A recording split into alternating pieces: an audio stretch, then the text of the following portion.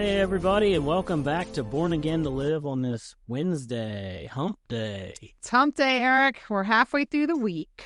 And I hope that all the listeners enjoyed yesterday's surprise. Oh my gosh, I so love Blues Days Tuesday. If you couldn't get it from our voices, we love talking to Steve.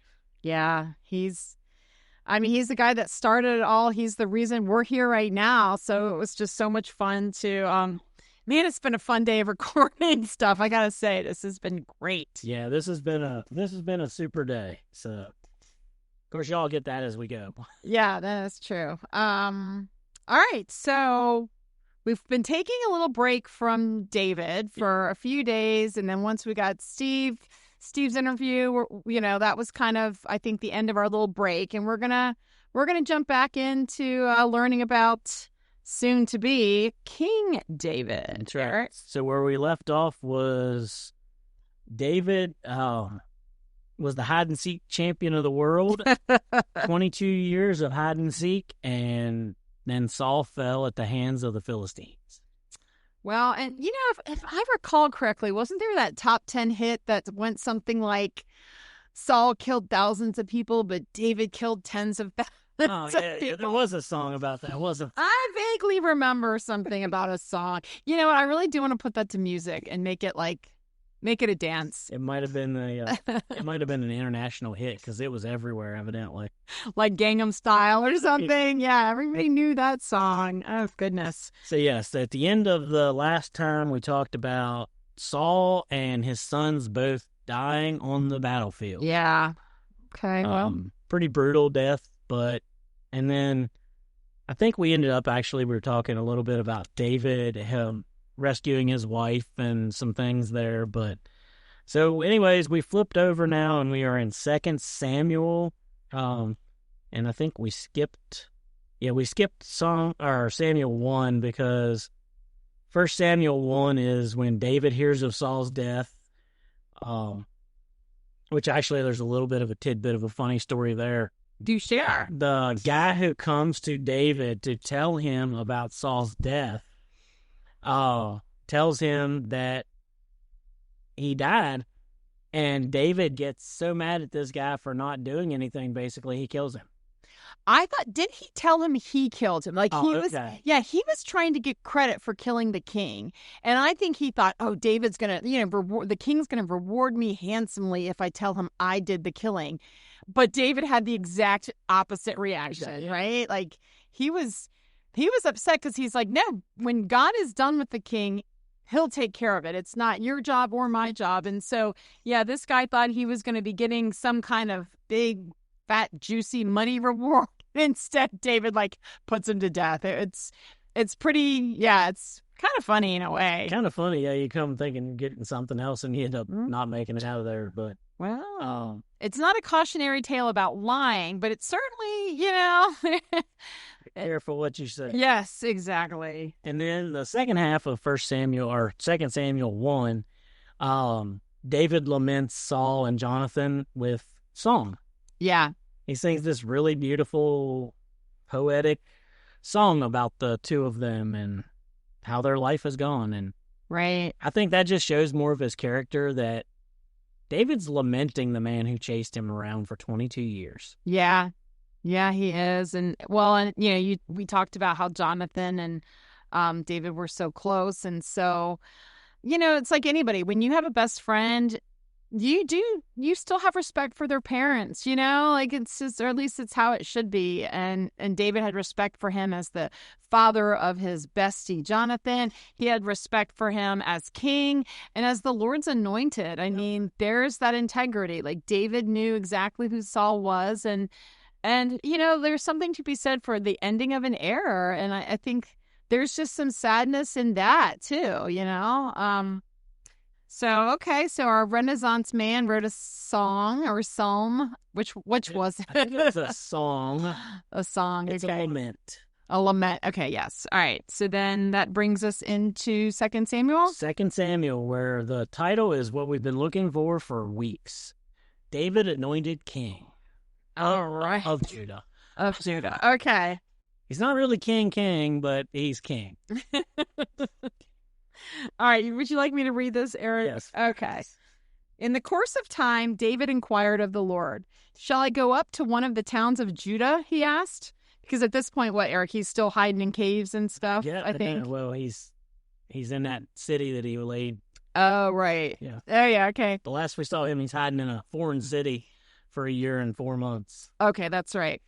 So the Lord said, "Go up." And David asked, "Where shall I go?" "To Hebron." "Hebron," the Lord answered. So David went up there with his 2 wives, Ahinoam of Jezreel and Abigail, the widow of Nabal of Carmel. And Abigail's the one that brought all those supplies, right? When her stingy husband said to just, "You can't stay here." So he's got his 2 wives with him. He took the men who were with him, each with his family, and they settled in Hebron and its towns. Then the men of Judah came to Hebron, and there they anointed David king over the tribe of Judah. All right, so this is the men anointing him. Yeah. Okay. When David was told it was the men from Jabesh Gilead who had buried Saul, he sent messengers to them to say to them, "The Lord bless you for showing this kindness to Saul, your master, by burying him. May the Lord now show you kindness and faithfulness, and I too will show you the same favor because you have done this. Now then, be strong and brave, for Saul, your master, is dead, and the people of Judah have anointed me king over them." Wow. Yeah, so he's just anointed over Judah. Okay. The man who was anointed to be over all of Israel Right. is just anointed over Judah at this point. And then the next little section here talks about one of Saul's sons. How did we say his name? Ishbosheth. Ishbosheth, who he was not sure if he was banished or if he was just ran away or what, but he wasn't with his father Saul in battle. Mm-hmm. And he is anointed king over Israel, where he reigned for 2 years. Okay. But as he's ruling in Israel, David is ruling as king in Judah. Which was just one tribe, right? Yeah. Okay. One of the 12 tribes is Judah, and so he definitely had the smaller portion, and yet he was the righteous one that God picked. And these other guys, the other 11 tribes, are just kind of trying to figure it all out. And yeah, like it almost makes you wonder, where has Saul's son been all this time, right? Was he one of the guys watching the Goliath fight and just sort of quaking in his boots, or was he just, "I'm going to bounce," and he just went somewhere completely different? Not really sure. I mean, it's probably in there and I missed it, but I don't know. This is the first this dude's name has shown up in my reading, so it's a little weird. But then there's a battle at the end of that chapter with Abner and what'd you say? Ishbosheth. That's Yeah. that other son of Saul and David. Yes. And then we skip over to 2 Samuel 3, and Abner, who was commander of the army under Saul, jumps ship and comes in and serves under David. Yes. So it's kind of funny, I think, that people who were, under Saul could still be under David. Yeah.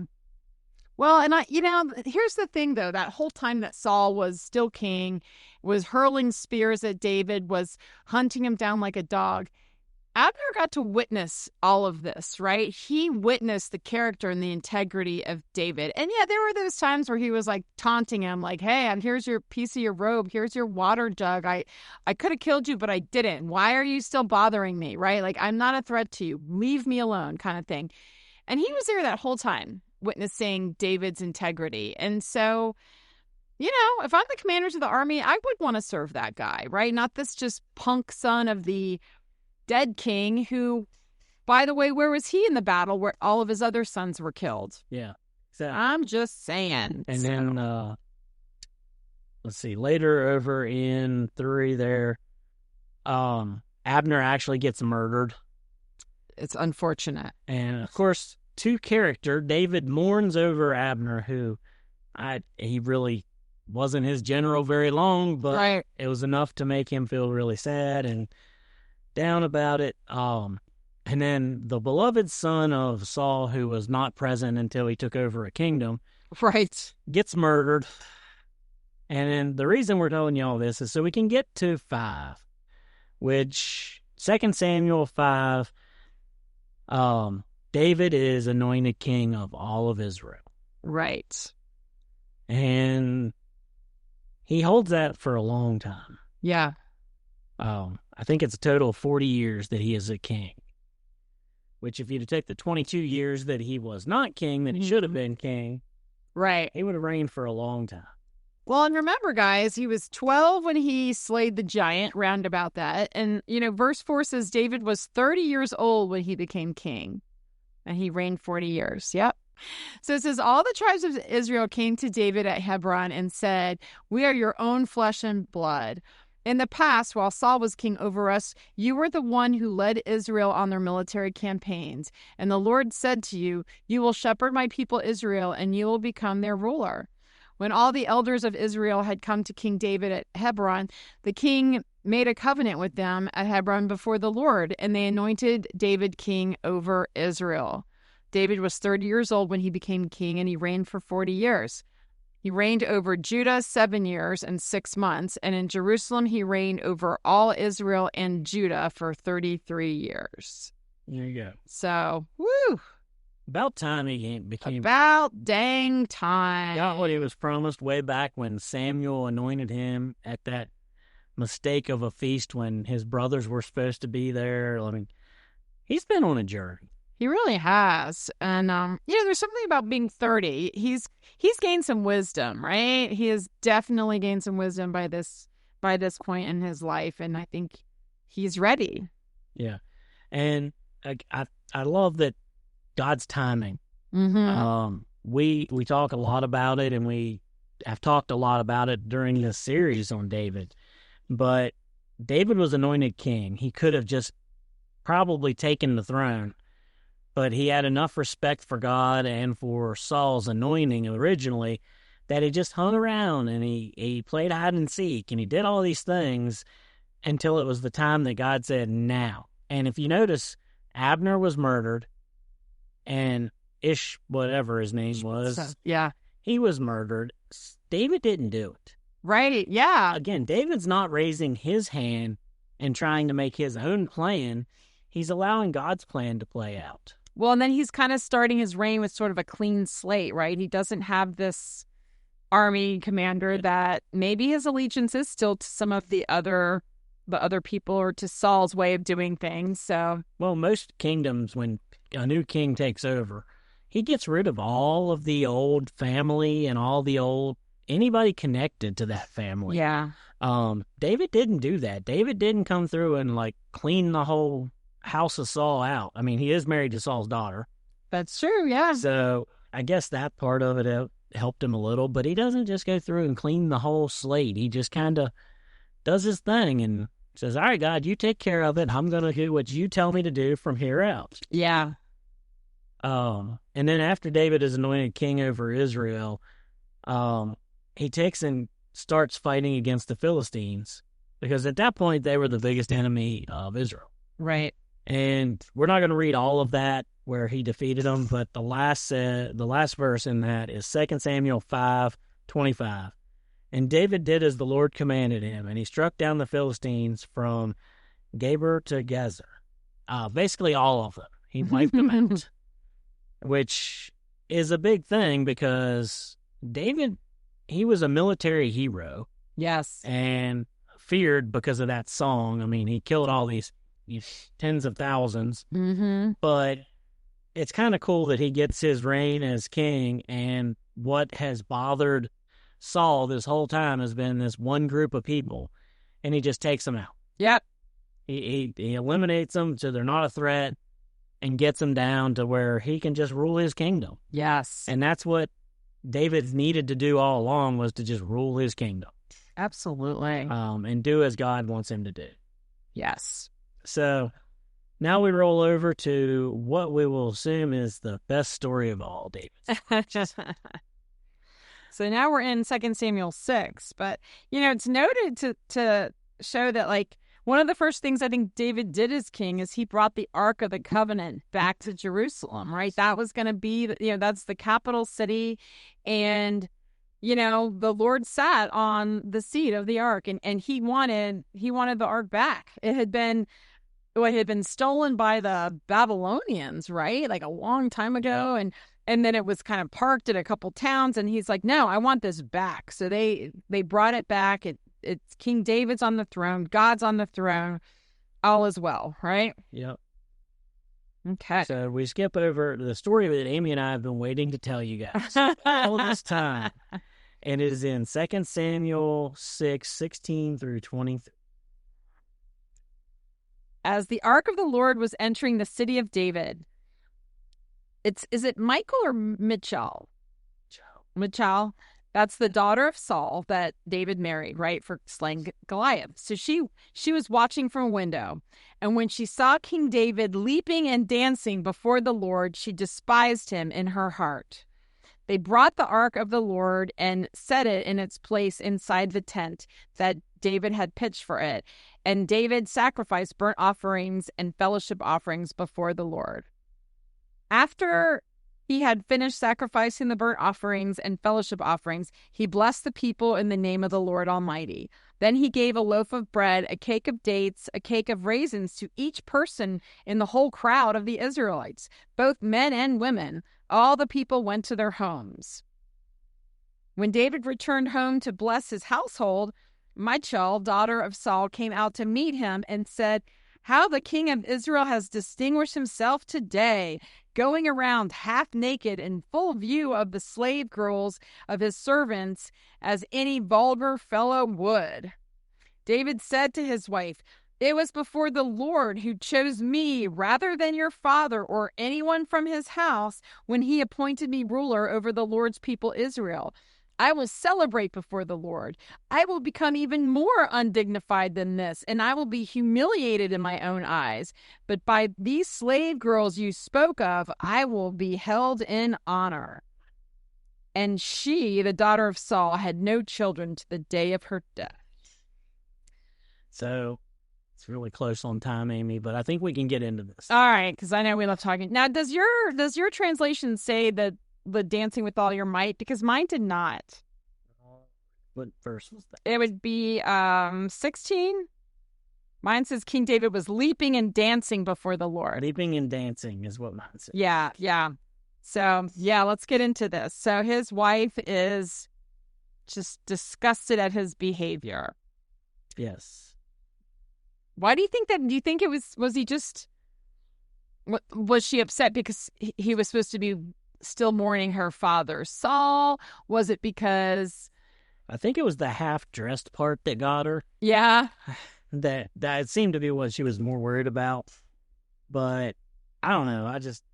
I want to see that scene. So. I mean, me too. And I would imagine if you're having a mile-long dancing party, because he's going through the streets, right? The people are cheering him on.